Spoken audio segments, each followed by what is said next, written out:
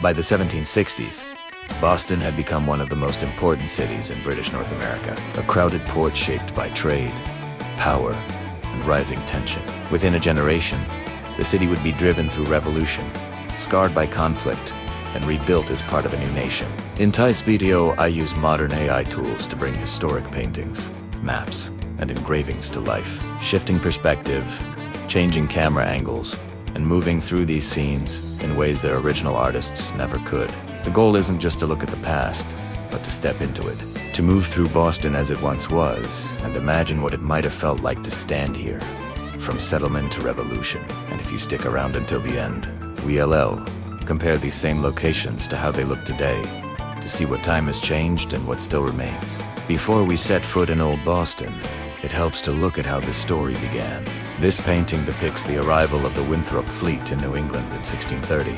Led by John Winthrop, these ships carried settlers to the Massachusetts Bay, laying the groundwork for what would soon become Boston.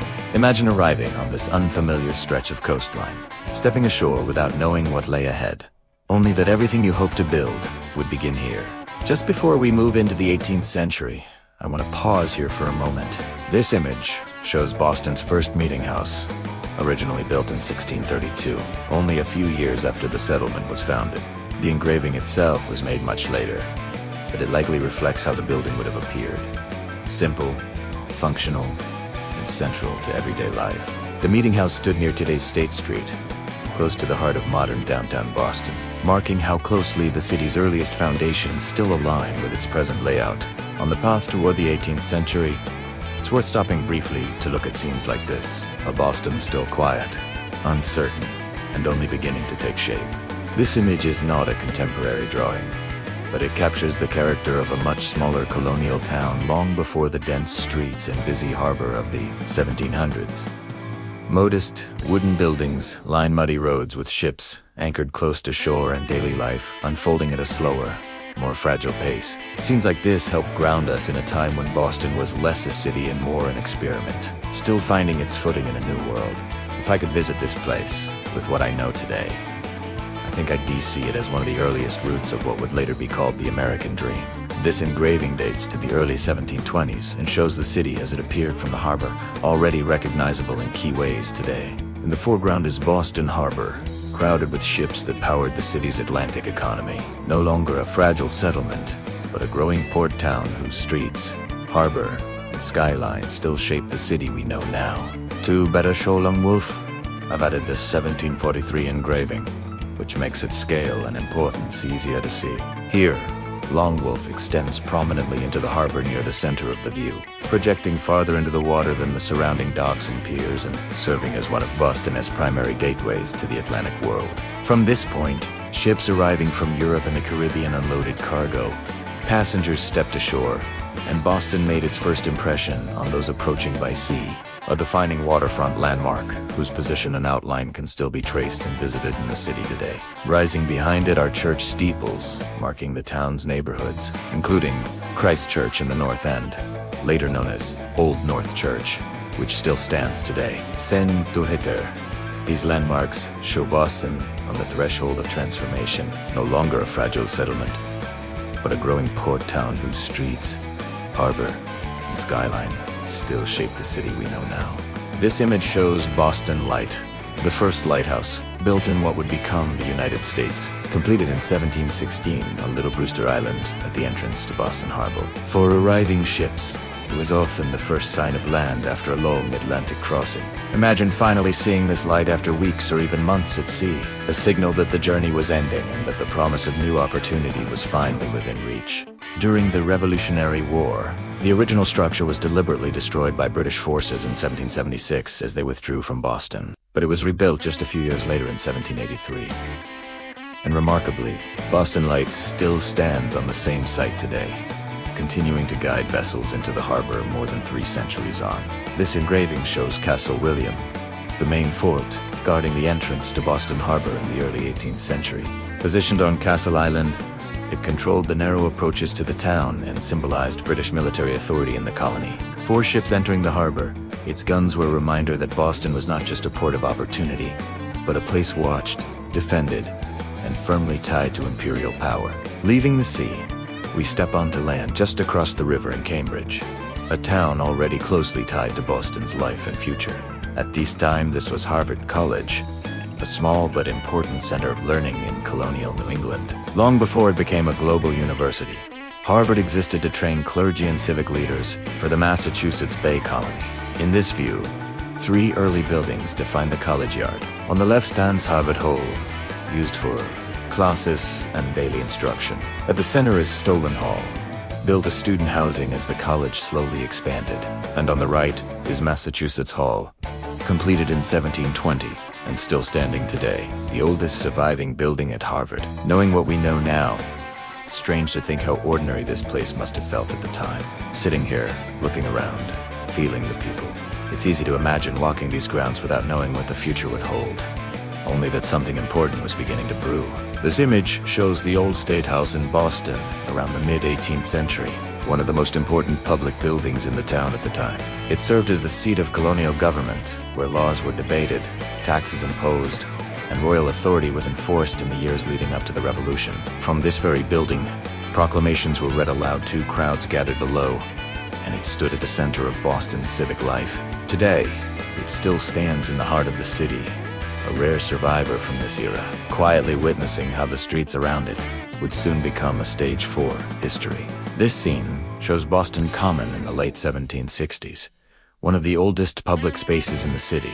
At the time, it was a shared ground used for grazing animals, public gatherings, military drills, and everyday leisure. British soldiers often trained here, sometimes within sight of townspeople going about their lives. A quiet but constant reminder of imperial presence.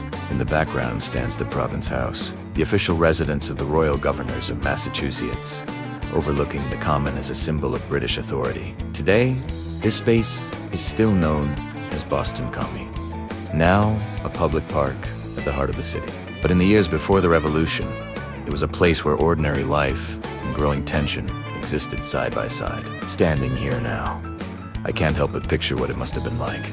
People crossing the Common, kids running around, soldiers drilling nearby. All of it, part of everyday life. At the time, it probably felt like just another ordinary day without any sense that within a decade, this would become part of an independent country. I can't be in Boston on the edge of revolution and not stop here. This scene shows the events of December 1773 when colonists boarded ships in Boston Harbor and dumped chests of tea into the water in protest of British taxation. Some of the men disguised themselves as Mohawk Indians, partly to conceal their identities, and partly to frame the act as something distinctly American rather than British. At the time, it wasn't called the Boston Tea Party. It was a deliberate act, meant to send a message, not create a spectacle. Just a decision carried out in the cold harbor that pushed Boston one step closer to open resistance. This is the Green Dragon Tavern, one of the most famous gathering places in pre-revolutionary Boston. By the 1760s and early 1770s, it was far more than a place to drink. It served as an informal headquarters, where merchants, craftsmen, dockworkers, and political organizers gathered to debate British policies and coordinate resistance. Groups such as the Sons of Liberty are known to have met here, using its private rooms to plan protests, share intelligence, and organize responses to events like new taxes. In spaces like this, the revolution didn't begin with speeches or declarations, but with conversations shaped by anger, uncertainty, and a growing sense that the old order was no longer working. This is Faniel Hall in 1775, often called the Cradle of Liberty. At this point, the building was already well established as Boston's central meeting place. A market on the ground floor, and above it, a hall where town meetings, debates, and protests unfolded. It was here that Bostonians gathered to argue over taxes, representation, and the growing presence of British authority, sometimes packing the room shoulder to shoulder as tensions rose. By the eve of the Revolution, Faniel Hall had become a place where public opinion was shaped in the open, where speeches turned frustration into action, and where the idea of resistance moved from private conversations into the streets outside. The building still stands today, but in moments like this, it was less a landmark and more a pressure point, a space where a city wrestled with what it was about to become. This image shows a triumphal arch erected in Boston in 1789 to welcome George Washington as president of a newly independent nation. The arch itself was temporary, built just for this occasion. But what it symbolized was lasting. Though constructed of wood, it was carefully finished to resemble stone, giving it the appearance of permanence at a moment when the nation itself was still new. Only a few years earlier, these streets had been filled with protest and uncertainty. Now they were dressed for celebration. For the people standing here, this wasn't just a visit. It was proof that the revolution had led somewhere. The colonies were no longer fighting to become something. They were something. Imagine being there, watching the city step into history, no longer part of an empire, but part of something entirely new. This is Christchurch, known today as the Old North Church, completed in 1723. Decades before the American Revolution, long before it became associated with famous signals and midnight rides, it stood as a familiar Anglican church in Boston's North End. The images we're looking at come from different moments. One attempts to recreate how the church and its surroundings would have appeared in the 18th century, while the other dates from probably 1807, showing the building as it stood in the early years of the new republic. Together, they give us a sense of continuity, a structure that remained rooted in place as the world around it changed. Not long after these early years, this quiet church would be pulled into events far beyond its original purpose. From this tower came a simple signal, 2 lanterns warning that British troops were moving by sea. What had once been a place of routine and worship suddenly became part of the larger story unfolding across the city. At the time, nothing about this spot would have suggested the role it was about to play. It was simply part of the neighborhood, woven into everyday life, unaware that it would soon be remembered as one of the places where everything began to shift. Now, I want to bring you into the present and show how these places look today. Thanks for being here.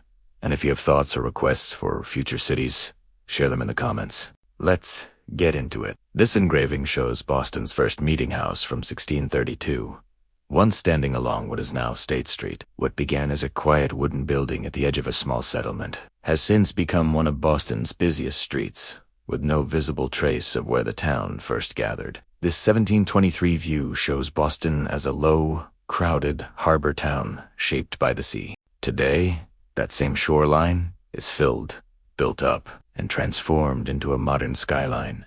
But the harbor is still the city's heart. This image shows the original Boston Light as it appeared in the 1720s.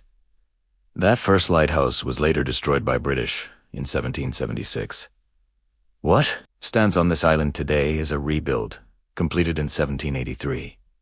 It remains the oldest continually used lighthouse site in America. This engraving shows Castle William in the early 1700s, guarding Boston Harbor for the British. Damaged during the British evacuation in 1776, it was later rebuilt by Americans. Its walls still stand today, overlooking a very different harbor. This engraving shows Harvard's early campus as it formed in the 17th and early 18th centuries.